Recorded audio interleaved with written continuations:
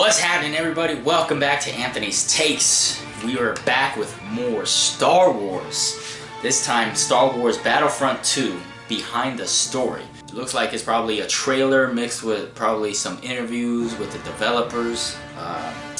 Yeah, let's jump straight into this.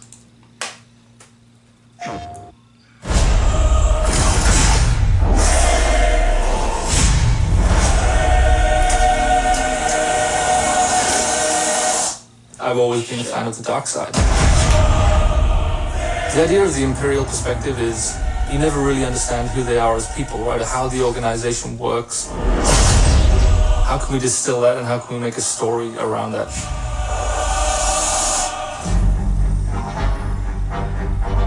The story of Battlefront 2 is absolutely an essential story. What happened after Return of the Jedi? What happened to the galaxy? What happened to the Empire without an Emperor? What it might feel like to be in this galaxy as it starts to break apart. What's really exciting about this story is that we're going to see it from the point of view of a character like Iden. So we're going to see it from this Imperial point of view. Inferno Squad is a Black Ops team that most people don't even know exists. We weren't expecting special forces. We happen to be on Endor when the second Death Star explodes.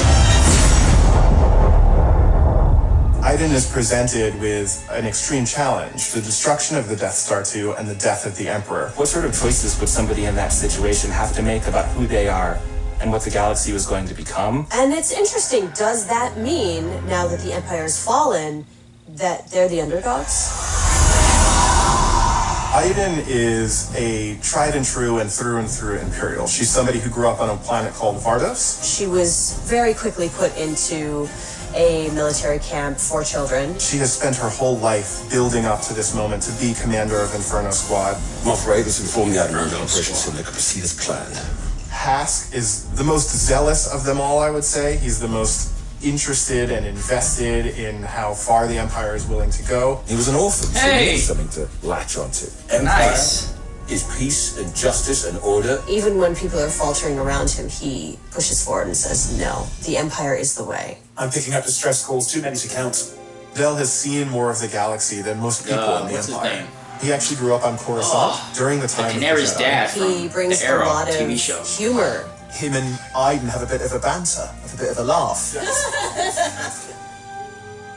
Family is a really important element in Star Wars, and one of the things that we wanted to make sure we captured is the dynamic between Garrett Versio and his daughter Iden Versio. This is the catalyst for Iden, where she learns the future of the Empire and she's elevated to a point by her father. Your next assignments, they are unusual. She's my daughter.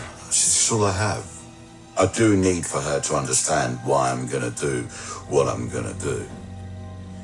Everything in Star Wars is connected, and part of our job is to make sure that the games we're making do connect back into that larger universe.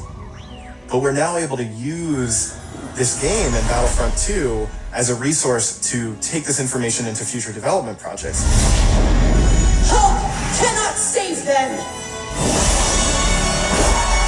I think all those gamers out there that can just love it. This is the culmination of all the things that are good in the world.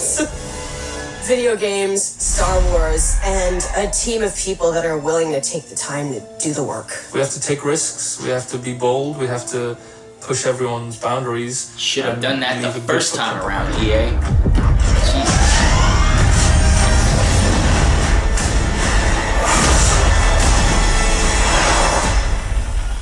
What? Is that the Emperor? I don't know. You guys tell me, did that look like the Emperor? Let me go back and pause that. It looks like it has the face of the Emperor in that helmet. That looks crazy. That's a pretty sick costume design right there. Man, whoever came up with that looks sick. But is it his consciousness? What do you guys think? Is that like, could it be him, but he's just using that helmet to survive? It's probably just someone taking his likeness and, you know, just to make it seem like he's still alive, like they're faking that he didn't die, maybe. I can't wait to see that portion of the game, because I know damn well I'm getting it, and I'm just, I'm gonna attack that story mode. That looks pretty crazy.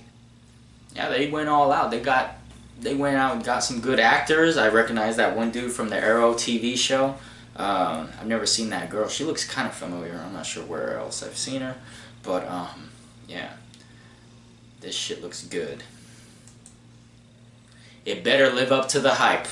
That's all I gotta say. That last one, you know, it burned and crashed in its face because of there was no story mode, and how it was released and didn't even have the amount of maps that you would have liked, and then they started releasing them as DLCs afterwards, making you spend more money, you know, and season passes and all this, that I just didn't even bother.